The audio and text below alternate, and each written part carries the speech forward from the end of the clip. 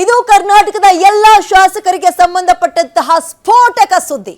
ಇದು 224 ಜನ ಶಾಸಕರು ನೋಡಲೇಬೇಕಾಗಿರುವ ಸ್ಟೋರಿ. ಈ ಸುದ್ದಿ ನೋಡೋಕೆ ಶಾಸಕರಿಗೆ ಎದೆಗಾರಿಕೆ ಬೇಕು. ಹಾಗಾದ್ರೆ ಎಂತಹ ಸುದ್ದಿ?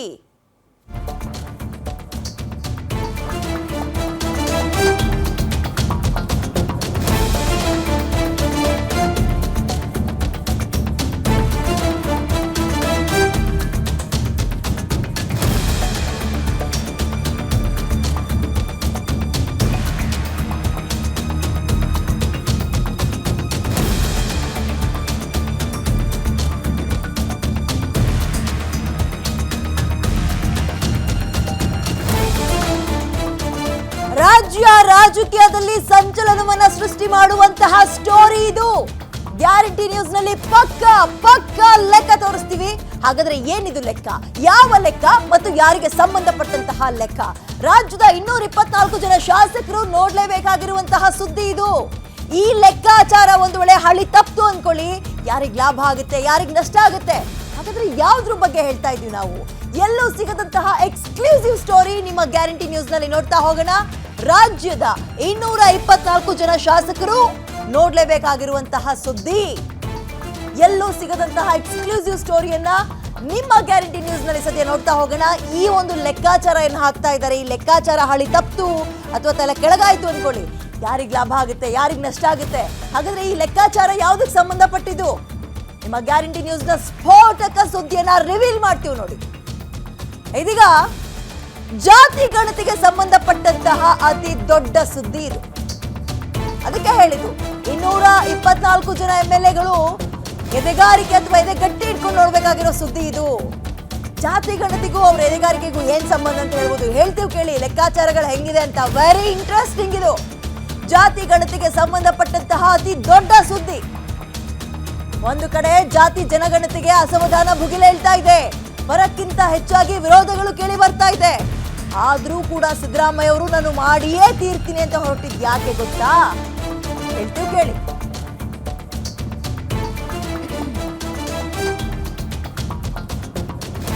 ಅತಿ ದೊಡ್ಡ ಸುದ್ದಿ. ಅಸಮಾಧಾನ ಹೆಚ್ಚಾಗ್ತಾ ಇದ್ದಂತೆ ಸಿದ್ದರಾಮಯ್ಯ ಏನ್ ಮಾಡಿದ್ರು ಗೊತ್ತಾ? ಜಾತಿ ಗಣತಿಯ ವಿಚಾರದಲ್ಲಿ, ಜಾತಿ ಗಣತಿಯ ವರದಿ ಬಗ್ಗೆ ಅಪಸ್ವರ ಬರ್ತಾ ಇದ್ದಂತೆ ಸಿದ್ದರಾಮಯ್ಯ ಯಾವ ಮೊರೆ ಹೋದ್ರು ಗೊತ್ತಾ? ಲಿಂಗಾಯತರು ಒಂದ್ ಕಡೆ, ಒಕ್ಕಲಿಗರು ಒಂದ್ ಕಡೆ ಗರಂ ಆದ್ರು. ಸಿದ್ದರಾಮಯ್ಯ ಏನ್ ಮಾಡಿದ್ರು? ಅವಾಗ ವಿರೋಧ ಹೆಚ್ಚಾಗ್ತಾ ಇದ್ದಂತೆ ಸರ್ವೆ ಮೊರೆ ಹೋದ್ರು ಸಿಎಂ ಸಿದ್ದರಾಮಯ್ಯ. ಅಯ್ಯೋ ಮತ್ತೊಂದು ಸರ್ವೆನಾ ಅಂತ ಅನ್ಕೊಳ್ಬಹುದು ನೀವು. ಯಾವ ಸರ್ವೆ ಅಂತ ಹೇಳ್ತೀವಿ ಕೇಳಿ. ಸಮೀಕ್ಷೆನ ಈಗ ಆಲ್ರೆಡಿ ನಡೆಸಿದಾರಂತೆ ಸಿದ್ದರಾಮಯ್ಯ. ಹಾಗಾದ್ರೆ ಯಾವ ಸರ್ವೆ? ಈ ಸರ್ವೆ ಉದ್ದೇಶ ಏನು? ಈ ಸರ್ವೆ ಮಾಡಿದ್ರೆ ಪ್ರಬಲ ಸಮುದಾಯಗಳು ಅಂತ ಕರೆಸ್ಕೊಳ್ಳುವ ಲಿಂಗಾಯತರು ಮತ್ತು ಒಕ್ಕಲಿಗರು ಏನ್ ಕೋಪಗೊಂಡಿದ್ದಾರೆ, ಸಮಾಧಾನಗೊಳ್ತಾರ? ಹಾಗಾದ್ರೆ ಇದು ಗ್ಯಾರಂಟಿ ನ್ಯೂಸ್ ನ ಬಿಗ್ ಎಕ್ಸ್ಕ್ಲೂಸಿವ್ ಸ್ಟೋರಿ. ಆ ಸರ್ವೆ ಯಾವುದು? ಜಾತಿ ಜನಗಣತಿಗೆ ಸಂಬಂಧಪಟ್ಟಿದ್ದು ಅನ್ನೋದಾದ್ರೆ ಯಾವಾಗ ಮಾಡಿಸಿದ್ರು? ಸರ್ವೆ ಏನ್ ಹೇಳುತ್ತೆ? ಹಾಗಾದ್ರೆ ಹಳಿ ತಪ್ಪು ಅನ್ಕೊಳ್ಳಿ. ಲೆಕ್ಕಾಚಾರ ಏನೇನಾಗುತ್ತೆ ರಾಜಕೀಯ ವಲಯದಲ್ಲಿ. ಅದಕ್ಕೆ ಹೇಳಿದ್ದು ರಾಜ್ಯದ 224 ಜನ MLAಗಳು ನೋಡ್ಲೇಬೇಕಾಗಿರುವ ಸುದ್ದಿ ಇದು ಅಂತ. ಆ ಸರ್ವೆ ಬಗ್ಗೆ ಡೀಟೇಲ್ಡ್ ಆಗಿ ಹೇಳ್ತೀವಿ. ಎಲ್ಲೂ ಸಿಗದ ಬಿಗ್ ಎಕ್ಸ್ಕ್ಲೂಸಿವ್ ಸುದ್ದಿ ನಿಮ್ಮ ಗ್ಯಾರಂಟಿ ನ್ಯೂಸ್ ನಲ್ಲಿ ಮಾತ್ರ. ಹಾಗಾದ್ರೆ ಸಿದ್ದರಾಮಯ್ಯ ಯಾವ ಸರ್ವೆಯ ಮೊರೆ ಹೋದ್ರು? ಆ ಸರ್ವೆ ಏನ್ ಹೇಳುತ್ತೆ? ಒಕ್ಕಲಿಗರು ಲಿಂಗಾಯತರು ಈ ಸರ್ವೆ ನೋಡಿ ಸುಮ್ನಾಗ್ತಾರಾ? ಸಿದ್ದರಾಮಯ್ಯ ಈ ಬಾರಿ ಮಾಡಿಸಿರುವಂತದ್ದು ಅಂತಿಂಥ ಸರ್ವೆ ಅಲ್ಲ ಬಿಡಿ. ಇದು ವೆರಿ ಅಡ್ವಾನ್ಸ್ಡ್ ಸರ್ವೆ ಮಾಡಿಸಿದ್ದಾರೆ ಸಿಎಂ ಸಿದ್ದರಾಮಯ್ಯ.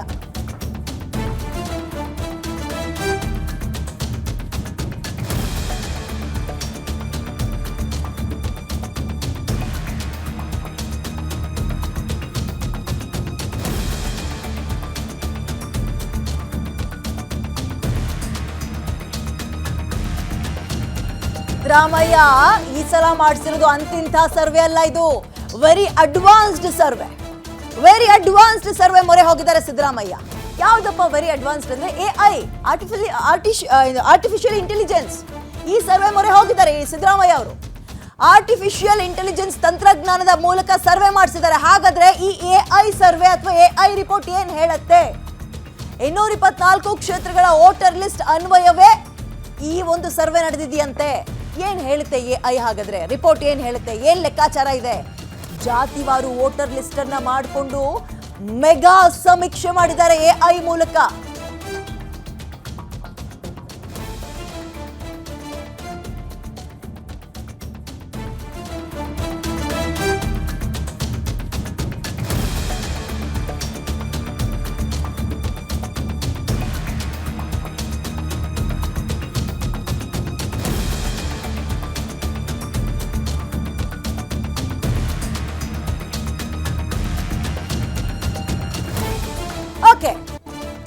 ರಾಜು ಸಮೀಕ್ಷೆ ಆಯ್ತು, ಜಯಪ್ರಕಾಶ್ ಹೆಗಡೆ ವರದಿ ಆಯ್ತು. ಈ ವರದಿ ರಿಪೋರ್ಟ್ ಹೊರಗೆ ಬರ್ತಾ ಇದ್ದಂತೆ ಪ್ರಬಲ ಸಮುದಾಯಗಳು, ಪ್ರಮುಖವಾಗಿ ಒಕ್ಕಲಿಗ ಲಿಂಗಾಯತರ ದಂಗೆ ಎದ್ಬಿಟ್ವು. ಮೀಟಿಂಗ್ ಮೇಲೆ ಮೀಟಿಂಗ್ ಮಾಡಿದ್ವು. ಹೈಕಮಾಂಡ್ ಕೂಡ ಸಿದ್ದರಾಮಯ್ಯ ಅವ್ರ ಮೇಲೆ ಗರಂ ಆಯ್ತಂತೆ. ಬಹಳ ಸೆನ್ಸಿಟಿವ್ ವಿಚಾರ ರೀ, ಸೂಕ್ಷ್ಮವಾಗಿ ಹ್ಯಾಂಡಲ್ ಮಾಡೋದಲ್ವಾ ಅಂತ. ಇದೆಲ್ಲ ಗಮನಿಸಿ ಸಿದ್ದರಾಮಯ್ಯ ಅವರು ಒಂದು ಕ್ಷಣ ಕಂಗಾಲಾದ್ರು. ಸುಮ್ಮನೆ ಕೋರ್ಲಿಲ್ಲ ಸಿದ್ದರಾಮಯ್ಯ. ಕ್ಯಾಬಿನೆಟ್ ಮೀಟಿಂಗ್ ನಲ್ಲಿ ಮತ್ತೆ ಮುಂದಕ್ಕೆ ಹಾಕಿದ್ರು, ಚರ್ಚೆ ಮಾಡೋಣ ಅಂತ. ಆಮೇಲೆ ರೆಸ್ಟ್ ಮಾಡಿದ್ರು ಅಂದ್ಕೊಂಡ್ರ? ಖಂಡಿತವಾಗ್ಲೂ ಇಲ್ಲ. ಸರ್ವೆ ಮಾಡಿಸೋಕ್ ಮುಂದಾದ್ರು. ಅಡ್ವಾನ್ಸ್ಡ್ ಟೆಕ್ನಾಲಜಿ ಬಳಸೋದ್ರ ಮುಖಾಂತರ ಪಕ್ಕಾ ಡೀಟೇಲ್ಸ್ ನ ತಗೊಳಕ್ ಮುಂದಾದ್ರು ಸಿದ್ದರಾಮಯ್ಯ. ಆ ಡೀಟೇಲ್ಸ್ ಏನಿದೆ, ಆ ರಿಪೋರ್ಟ್ ನಲ್ಲಿ ಏನಿದೆ, ಆ ಸರ್ವೆ ಕೊಟ್ಟಂತಹ ರಿಸಲ್ಟ್ ಏನು, ಸಿದ್ದರಾಮಯ್ಯ ಸಮಾಧಾನ ಪಡುವಂತಹ ರಿಸಲ್ಟ್ ಕೊಡ್ತಾ ಅದು. ಹಾಗಾದ್ರೆ ಆ ರಿಸಲ್ಟ್ ನಲ್ಲಿ ಯಾವ ಸಮುದಾಯ ಮುಂದಕ್ಕಿದೆ, ನಂಬರ್ಗಳೆಲ್ಲವೂ ಕೂಡ ತಲೆ ಕೆಳಗಾಗಿದೆಯಾ? ಸಿದ್ದರಾಮಯ್ಯ ನಿಟ್ಟುಸಿರು ಬಿಡುವಂತಹ ರಿಪೋರ್ಟ್ ಅದು. ಏನ್ ಬಂದಿದೆ ರಿಸಲ್ಟ್ ರಿಪೋರ್ಟ್ ನಲ್ಲಿ? ಎಐಗೆ ಈ ಗ್ರಾಮ, ವಾರ್ಡ್, ಬ್ಲಾಕ್ ಮಟ್ಟದ ಅಂಕಿಅಂಶವನ್ನ ಕಾಂಗ್ರೆಸ್ ಟೀಮ್ ಕೊಡ್ತು ಲೆಕ್ಕಾಚಾರ ಹಾಕ್ಲಿಕ್ಕೆ. 224 ಕ್ಷೇತ್ರಗಳಲ್ಲಿ ಇದೇ ಮಾದರಿಯಲ್ಲಿ ಅಂಕಿಅಂಶಗಳನ್ನ ಸಂಗ್ರಹ ಮಾಡಿದ್ರು.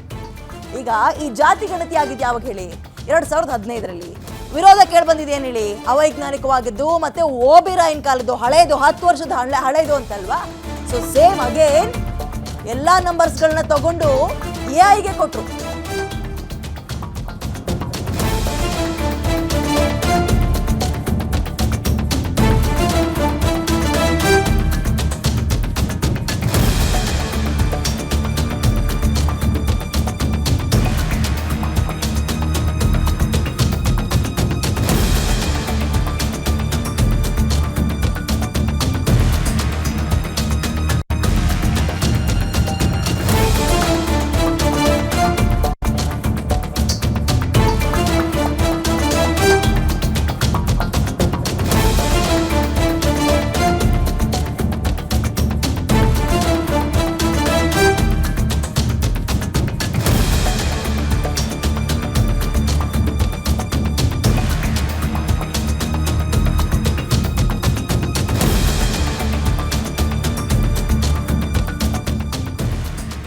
ಮಾಡಿಸಿದಂತಹ ಎಐ ಸರ್ವೆಯಲ್ಲಿ ಬೆಚ್ಚಿ ಬೀಳಿಸುವಂತಹ ಮಾಹಿತಿಗಳು ಲೀಕ್ ಆಗಿದೆ. 224 ಕ್ಷೇತ್ರದಲ್ಲೂ ಕೂಡ ಯಾವ ಜಾತಿ ಎಷ್ಟು ಶಕ್ತಿ ಇದೆ ಅಂತ ರಿಪೋರ್ಟ್ ಸಿಕ್ಕಿದೆ ಸಿದ್ದರಾಮಯ್ಯಗೆ. ಎಷ್ಟು ಕ್ಷೇತ್ರಗಳಲ್ಲಿ ಅಹಿಂದ ಪ್ರಭಾವ ಇದೆ ಮತ್ತು ನಾವು ಕೇಳಿಬಂದಂತಹ ಲೆಕ್ಕಾಚಾರಗಳು, ನಮಗೆ ಸಿಕ್ಕಿರುವಂತಹ ಅಂಕಿಅಂಶಕ್ಕೂ ಇದಕ್ಕೂ ಏನಾದರೂ ವ್ಯತ್ಯಾಸ ಇದೆಯಾ? ಹೆಚ್ಚು ಮಟ್ಟದ ವ್ಯತ್ಯಾಸ ಇದೆಯಾ? ಎಷ್ಟು ಕ್ಷೇತ್ರಗಳಲ್ಲಿ ಗೆಲ್ಲೋಕೆ ಅಹಿಂದ ವೋಟ್ ಬೇಕಾಗುತ್ತೆ? ಲಿಂಗಾಯತರು ಮಾತ್ರ ವೋಟ್ ಹಾಕಿದ್ರೆ ಏನಾಗಬಹುದು? ಅಹಿಂದ ವರ್ಗವನ್ನ ನಾವು ದೂರಕ್ಕಿಟ್ಟು ಇವ್ರು ಹೇಳ್ದಂಗೆ 1 ಕೋಟಿ 2 ಕೋಟಿ ನಮ್ದು ಇನ್ನೂ ಜಾಸ್ತಿ ಇದೆ, ಡೋರ್ ಟು ಡೋರ್ ಸರ್ವೆ ಆಗಿಲ್ಲ, ಸ್ಯಾಂಪಲ್ಸ್ ಕರೆಕ್ಟ್ ಸರಿಯಾಗಿ ಆಗಿಲ್ಲ ಅಂತ ದಂಗೆ ಹೇಳ್ತಾ ಇದ್ರಲ್ಲ, ಲಿಂಗಾಯತರಾಗಿರ್ಬೋದು, ಒಕ್ಕಲಿಗರಾಗಿರ್ಬೋದು, ಅವ್ರ ನಂಬರ್ಸ್ ಏನಿದೆ? ಇವ್ರು ಹೇಳ್ದಂಗೆ ಅಷ್ಟು ನಂಬರ್ಸ್ ಇದೆಯಾ? ಇವ್ರುಗಳು ನಮ್ಮ ಪರವಾಗಿ ನಿಂತ್ಕೊಂಡ್ರು ಅನ್ಕೊಳ್ಳಿ, ಹಾಗಾದ್ರೆ ನಾವು ಗೆದ್ದುಬಿಡ್ತೀವ? ಹಳೆ ಮೈಸೂರು ಭಾಗದಲ್ಲಿ ಏನಾಗುತ್ತೆ? ಲಿಂಗಾಯತ ಮತಗಳನ್ನೇ ನಾವು ಕನ್ಸಿಡರ್ ಮಾಡುವಂತಹ ಕ್ಷೇತ್ರಗಳಲ್ಲಿ ಏನಾಗಿದೆ? ಪರಿಶಿಷ್ಟ ಪಂಗಡದವರು ನಂಬರ್ಸ್ಗಳು ಯಾವ ರೀತಿ ಗೇನ್ ಆಗಿದೆ? ಅಲ್ಪಸಂಖ್ಯಾತರು ನಮ್ಮ ಕಡೆ ವಾಲ್ತಾರೆ ಅನ್ನೋದಾದ್ರೆ ಅವ್ರ ನಂಬರ್ಸ್ ಎಷ್ಟಿದೆ? ಎಲ್ಲ ಲೆಕ್ಕಾಚಾರವನ್ನ ಮಾಡಿಸಿದ್ದಾರೆ ಸಿದ್ದರಾಮಯ್ಯ. ಉಳಿದಂತಹ ಸಮುದಾಯಗಳು, ಈಗ ಲಿಂಗಾಯತರು ವೋಟ್ ಹಾಕಿದ್ರೆ ಏನಾಗುತ್ತೆ?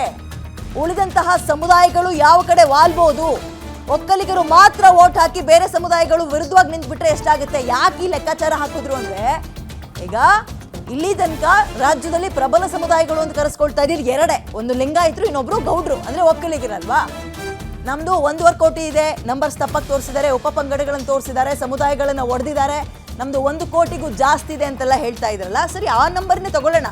ಇವ್ರು ಹೇಳಿದ ಥರನೇ ತಗೊಳ್ಳೋದಾದ್ರೆ, ಈ ಕ್ಷೇತ್ರಕ್ಕೆ ಹೋಗಿ ಬರೀ ಇವರು ಎಲ್ಲರೂ ಕೂಡ ನಮಗೆ ಓಟ್ ಹಾಕಿ ಉಳಿದಂಥವ್ರು ದೂರ ನಿಂತ್ಕೊಂಡ್ರೆ ನಾವು ಗೆಲ್ತೀವಾ? ಸಾಧ್ಯ ಇದೆಯಾ?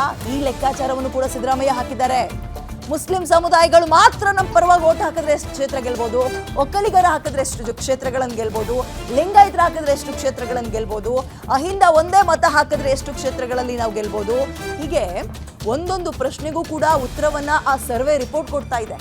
ವೈಜ್ಞಾನಿಕವಾಗಿ ಸಿದ್ದರಾಮಯ್ಯಗೆ ಮಾಹಿತಿಯನ್ನ ಟೀಮ್ ಕೊಟ್ಟಿದೆ. ಸೋ ದ್ಯಾಟ್ ಸಿದ್ದರಾಮಯ್ಯ ಅವರು ಇಷ್ಟೊಂದು ಕೂಲ್ ಆಗಿದಾರ ಅಂತ. ಹಾಗಾದ್ರೆ ಆ ಸರ್ವೆಯಲ್ಲಿ ಅಂತ ನಂಬರ್ ಏನ್ ಬಂದಿದೆ? ಮ್ಯಾಜಿಕ್ ನಂಬರ್ ಬಂದಿದ್ಯಾ? ಸಿದ್ದರಾಮಯ್ಯ ಅವರಿಗೆ ಕಂಫರ್ಟ್ ಝೋನ್ ಕೊಡುವಂತಹ ನಂಬರ್ಗಳು ಸಿಕ್ಕಿದೆಯಾ? ಎಐ ರಿಪೋರ್ಟ್ ಅಂದ್ರೆ ಹೊಸ ಟೆಕ್ನಾಲಜಿಯನ್ನ ಬಳಸಿಕೊಂಡು ಮಾಡಿರುವಂತಹ ಈ ರಿಪೋರ್ಟ್ ಸಿದ್ದರಾಮಯ್ಯ ಅವರಿಗೆ ತೃಪ್ತಿಕರ ಅನಿಸ್ತಾ ಇದೆಯಾ? ನಾವು ಕೊಟ್ಟಂತಹ ನಂಬರ್ಸ್ ನಮ್ಮ ಪರವಾಗಿ ನಿಂತ್ಕೊಳ್ಳುತ್ತೆ ಮತ್ತು ನಂಬರ್ಗಳಲ್ಲಿ ಅಂತ ತೀರಾ ಏರುಪೇರನ್ನಾಗಿಲ್ಲ ಈ 10 ವರ್ಷದಲ್ಲಿ ಅಂತ ಅನ್ನುವ ರಿಪೋರ್ಟ್ ಸಿಕ್ಕಿದೆಯಾ?